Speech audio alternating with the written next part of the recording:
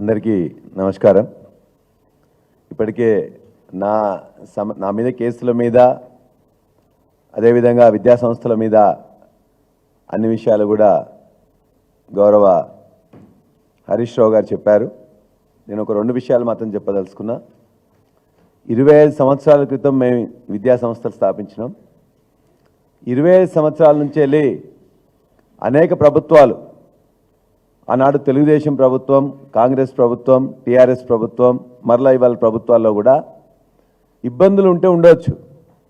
కానీ వ్యక్తిగతంగా రాజకీయ పరంగా ఏనాడు కూడా మేము ఇబ్బందులు ఎదుర్కోలే. గత 9 నెలలుగా వ్యక్తిగతంగా నా మీద, నా కుటుంబం మీద, నా విద్యా సంస్థల మీద విపరీతమైన దాడి చేస్తున్నారు, ఇబ్బందులు పెడుతున్నారు.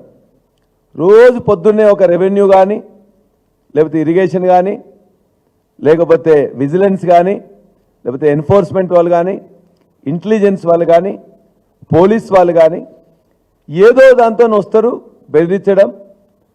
అది వేరే వాళ్ళు ఎవరో కంప్లైంట్ ఇచ్చిందని చెప్పేసి, కంప్లైంట్ ఇస్తే ఇవ్వండి అంటే లేదు ఓరల్గా ఉందంటారు. మేము కంప్లైంట్ ఇట్లా ఇబ్బంది పెడుతుందని చెప్పేసి మేము కంప్లైంట్ ఇస్తే పోలీస్ స్టేషన్లో తీసుకోరు. ఇతరులు కంప్లైంట్ చేస్తున్నారని చెప్పేసి మా దగ్గరకు మాత్రం వచ్చి ఇబ్బంది పెడుతుంటారు.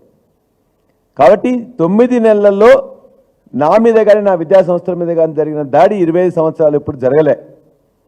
ఇది సరైనది కాదని చెప్పి నేను భావిస్తున్నా. ఇవాళ విద్యా సంస్థలు బాగుంటే, విద్యార్థులకు సేవ అందుతే, మంచి క్వాలిటీ ఎడ్యుకేషన్ ఉంటే వస్తారు తప్ప ఇవాళ బీఆర్ఎస్ పార్టీ అనో పల్లరాజేశ్వరుడనో ఎవరు చేరరు. ఇవాళ రాష్ట్రంలో NIRFలో 5వ ర్యాంకులో వచ్చిందంటే అక్కడున్న క్వాలిటీ ఎడ్యుకేషన్ ఇస్తున్నాం కాబట్టి వచ్చింది తప్ప మరొకటి కాదు. ఇవాళ మెడికల్ కాలేజీ కూల్స్తామని చెప్పేసి ఏదైతే వాళ్ళు ప్రయత్నం చేస్తున్నారో దానికి సంబంధించిన నీటిపారుదల శాఖ, రెవెన్యూ శాఖ, కలెక్టర్ గారు, HMDA గారు అందరూ పర్మిషన్లు ఇచ్చిన తర్వాతనే ఆ యొక్క భవన నిర్మాణాలు చేపట్టినాం. అది కంప్లీట్ అయింది. ఇవాళ నీటిపారుదల శాఖ వాళ్ళే మాకు ఇచ్చారు. ఆ నీటిపారుదల శాఖ వాళ్ళు వచ్చి నిన్న కేసు పెట్టారు. ఆ కేసులో వాళ్ళు ఎక్కడ కూడా ఏం చెప్పలే. కేసులో ఏం పెట్టారు, ఇంత ఎక్స్టెంట్ నేను జరిగినాను కానీ, లేకపోతే ప్రభుత్వ భూమి, లేకపోతే చెరువు భూమిలో నేను వచ్చిందని కూడా అక్కడెక్కడ మెన్షన్ చేయలే. అనురాగ్ ఇన్స్టిట్యూషన్స్ బఫర్ జోన్లోకి వచ్చినాయని చెప్పి చెప్తున్నారు. వస్తే ఎంత వచ్చినాం, ఒక స్కెచ్ మ్యాప్ ఇవ్వండి, లేకపోతే ఎన్ని అడుగులు జరిగినావో చెప్పండి. 2017లో నేను తీసుకున్న తర్వాత ఇవన్నీ కట్టడాలు మొదలుపెట్టినాం కదా, ఈ 8 సంవత్సరాలు మరి ఏం చేశారు? కాబట్టి వారు చెప్పిన విధంగానే ఎక్కడైతే హద్దులు నిర్ణయించిందో ఇవాళ నా భూమిలో మాత్రమే నేను కట్టుకున్నాను.